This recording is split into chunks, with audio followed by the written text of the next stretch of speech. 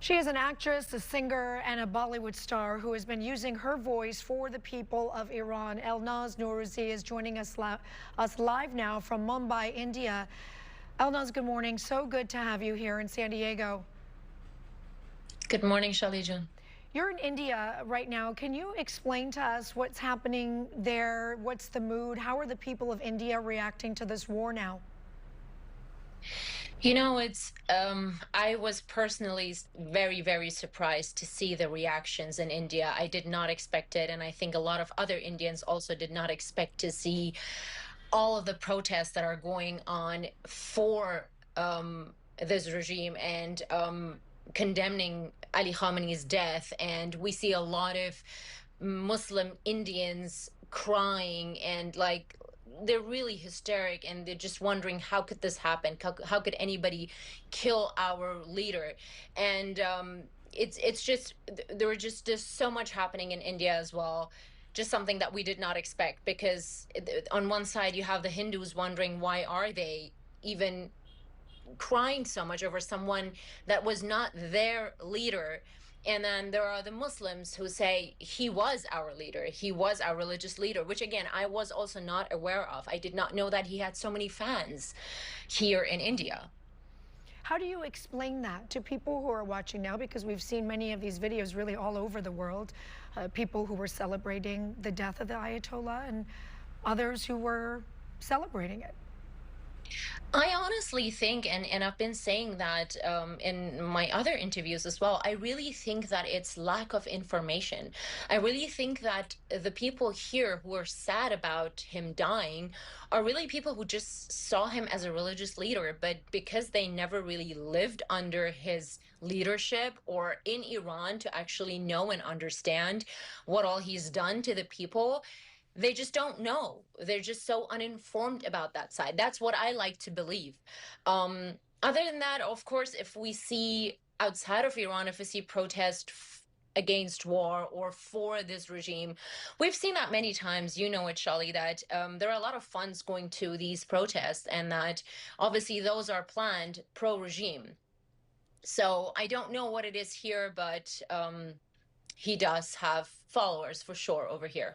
You said recently in a social media post, and you referred to civilians, that if anyone, especially the civilians, died in this war, there is only one group, one person, people that are responsible for this. And you call for the Islamic regime. That's who you say is responsible for all deaths. Yes, 100%. I mean, if you look at it, it's been 47 years, and Iranians have been voicing it loud enough over the years, saying that they want regime change, saying that they don't want this regime.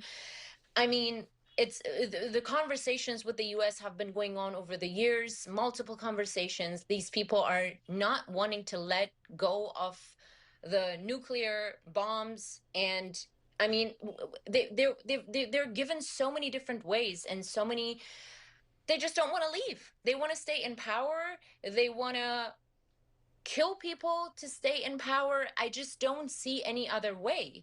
And it is their fault, because they had so many options and so many ways to stop this and make sure it doesn't happen, but they didn't, because they don't care about the Iranian people. They really don't care about who is in Iran. They only care about their ideology and about what they want.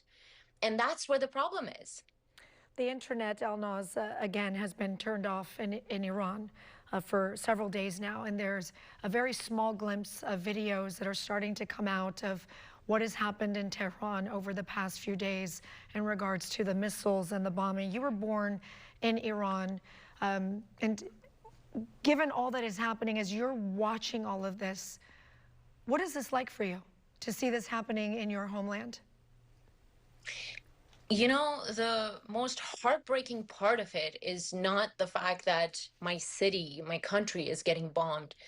The fact that really hurts is that we Iranians didn't have any other choice. We had reached a point where we literally had to, nobody likes war. Nobody wants war. Nobody wants this. But what else do you do if you go and protest and they kill your family, they kill your sister and your brother? So it really hurts to see these, but it also kind of gives you a glimpse of hope that these murderers, these people who we just couldn't overthrow with our own hands, are maybe slowly gone. So it's you're hurt, but you're also kind of happy. It's very weird. I don't think I can explain how we Iranians feel at this point. And nobody's really going to understand, because people are just going to say, oh, you want war.